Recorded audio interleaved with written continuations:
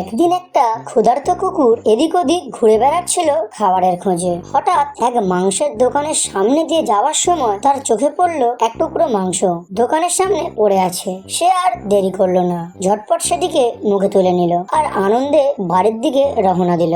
আহা, কি দারুণ মাংস, আজ সত্যি পেট ভরে খাবো। পথে একটি নদী পড়লো। কুকুরটি নদীর ধার দিয়ে যাওয়ার সময় হঠাৎ তার চোখ পড়লো জলের মধ্যে। পরিষ্কার জলে সে দেখতে পেল আর একটা কুকুর, যার মুখেও মাংসের টুকরো। ওরে বাবা, এই কুকুরটার মাংসটা দেখি আমারটার থেকেও বড়। লোভে পড়ে সেই কুকুরটিকে ভয় দেখানোর জন্য কুকুরটি ঘেউ ঘেউ করে উঠলো।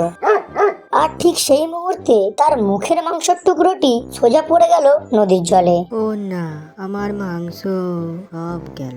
লোভের কারণে সে যা পেয়েছিল তাও হারিয়ে ফেললো। কুকুরটি চুপচাপ নদীর দিকে তাকিয়ে রইল, হতাশা আর খালি হাতে। অতিরিক্ত লোভ করলে যা আছে তাও হারাতে হয়।